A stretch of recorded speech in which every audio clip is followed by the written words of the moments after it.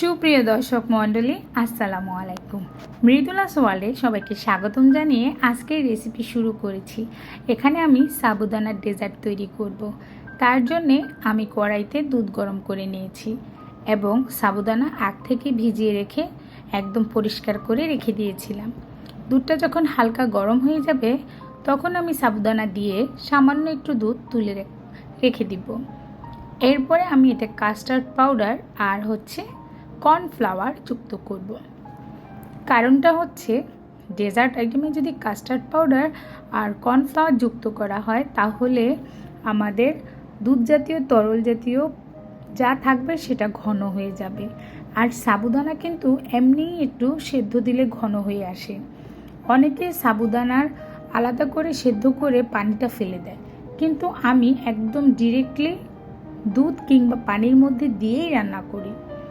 আমি কোনো পানি ফেলে দেই না। এতে করে সাবুদানার ভেতরে যে অংশটুকু একটু আঠালো আঠালো সেটা থেকে যায়।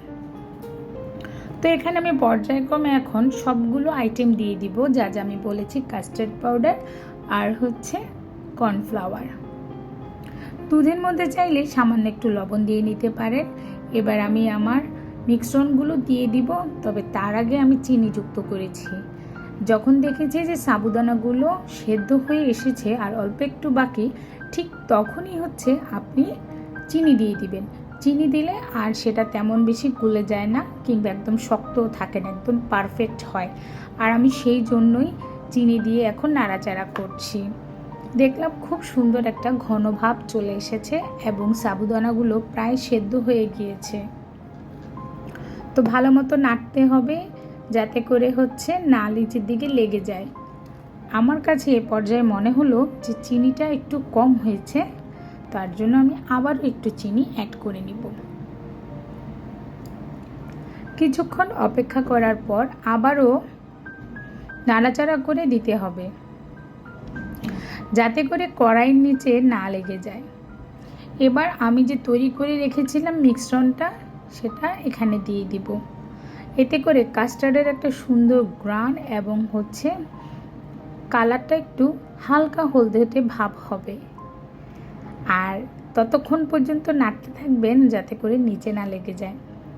আমরা যেহেতু সাবুদানার ডেজার্ট তৈরি করছি, যাতে করে বেশি নরমও না হয়ে যায় আবার একদম পাতলাও না হয়ে যায় কিংবা ঘনও না হয়ে যায়, সেসব দিকে কিন্তু আমরা খেয়াল রাখবো। এবং একটা ডেজার্ট তৈরি করতে হলে পারফেক্টলি আমরা সব সময় নজর রাখবো যাতে করে আমাদের ডেজার্টটা সুন্দর হয় এবং সবাই তারিফ করে। তো ভালো মতো নাড়িয়ে চাড়িয়ে নিচ্ছি। আমার সাবুদানার যে মিশ্রণটা সেটা কিন্তু একদম পারফেক্ট হয়েছে। দেখেন, কোনো সাদাটে ভাব নেই, একদম ট্রান্সপারেন্ট কালার চলে এসেছে। তো এরকম ট্রান্সপারেন্ট কালার আসার জন্য কিছু টাইম তো আপনাকে অপেক্ষা করতেই হবে। এবার একটা সার্ভিং ডিশে আমি ঢেলে দিচ্ছি এবং আলাদা এক্সট্রা করে আমি কিছু ফ্রুটস কেটে নিব।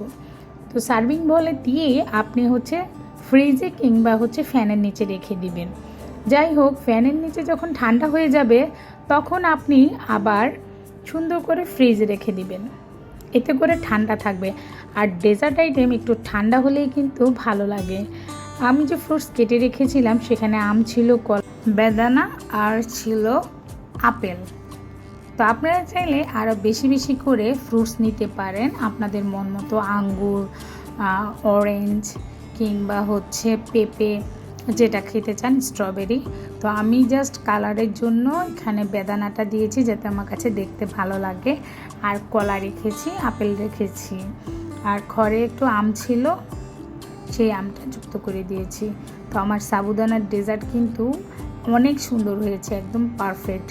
তো এই গরমের মধ্যে যদি সাবুদানার এরকম একটা ডেজার্ট বানিয়ে আপনি খান তাহলে কিন্তু প্রাণ জুড়িয়ে যাবে।